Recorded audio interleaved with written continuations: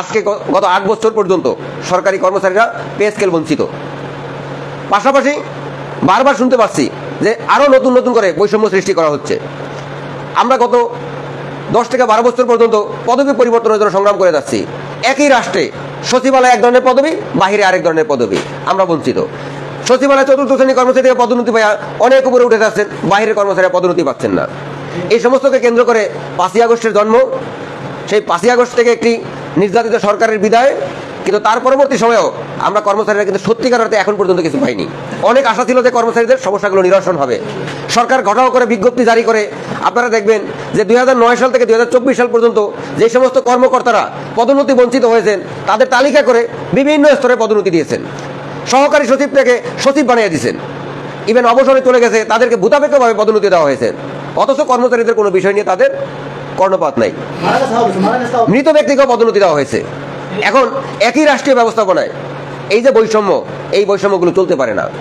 এর মাঝখানে নতুন করে একটি সূত্রপাত, সচিবালয় কর্মচারীদেরকে রেশন প্রথা দেওয়া হবে।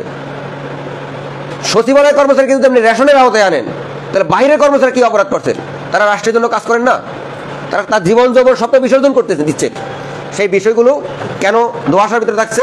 আমি সমন্বয় পরিষদের সম্মানিত নেতৃবৃন্দের প্রতি আহ্বান জানাবো, সমন্বয় পরিষদের দাবিনামায় জোরালোভাবে আসতে হবে যে রেশন প্রথা সকল কর্মচারীকে দিতে হবে, শুধু সচিবালয় নয়, সারা বাংলাদেশের সকল কর্মচারীকে রেশনের আওতায় আনতে হবে।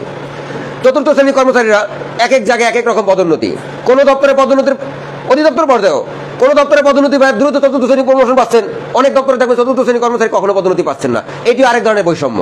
আমরা মনে করি এটি একটি নীল নকশা। আমরা সরকারি চাকরি করি, টিফিন ভাতা পাই 200 টাকা মাসে, ব্যাংকের আর্থিক প্রতিষ্ঠানের দৈনিক লাঞ্চ ভাতা পাই 400 টাকা। তার মানে কি দাঁড়ালো? তার সাথে আমার পার্থক্য আছে। আমরা 200 টাকা টিফিন ভাতা এটাকে বাতিল করে সম্মানজনক ভাতার জন্য আন্দোলন করতেছি, ব্যাংক প্রতিদিন 400 টাকা লাঞ্চ ভাতা নিচ্ছেন। তার মানে সরকারি এবং স্বায়ত্তশাসিত যারা পার্থক্য রেখে দিচ্ছেন, তারা আবার সিবিআই সংগঠন করতে পারেন, তারা রাজনীতি করতে পারেন, আমার সে অধিকার নাই। কেন? আমি সরকারি কর্মচারী।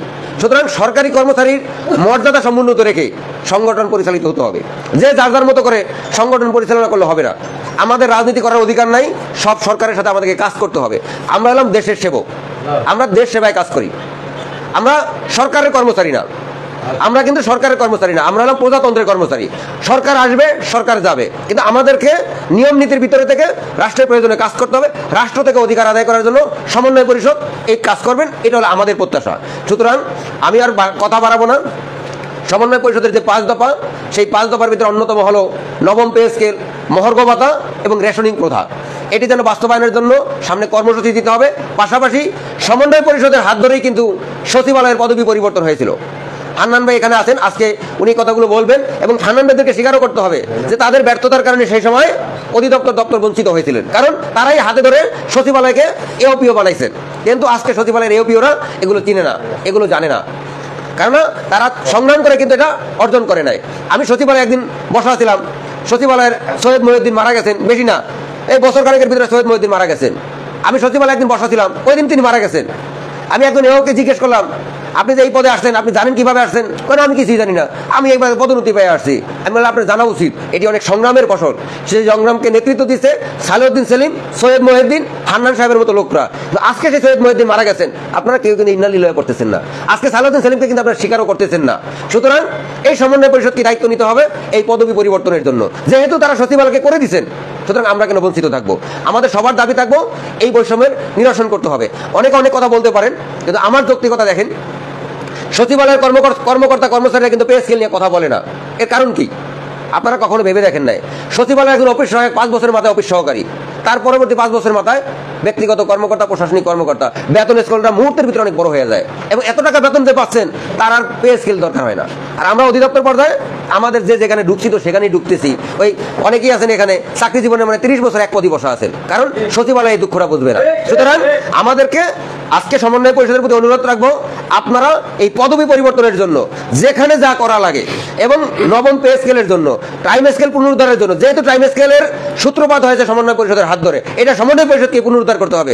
এগুলো উদ্ধার করার জন্য আপনাদের যেখানে যেখানে যাওয়ার সুযোগ আছে, আমার জানা মতো আপনাদের বহির্বিশ্ব পর্যন্ত যাওয়ার সুযোগ আছে, আপনারা বহির্বিশ্ব পর্যন্ত হস্তক্ষেপ করবেন, কেন করবেন না? সরকারি চাকরিজীবী কর্তৃক পরিচালিত মহার্ঘ ভাতা ও নবম পে স্কেল নিয়ে শতভাগ সঠিক তথ্য প্রকাশকারী একমাত্র ইউটিউব চ্যানেল এটি। সর্বশেষ সঠিক আপডেট তথ্য পেতে চ্যানেলটিতে লাইক, কমেন্ট ও সাবস্ক্রাইব করতে ভুলবেন না। ধন্যবাদ।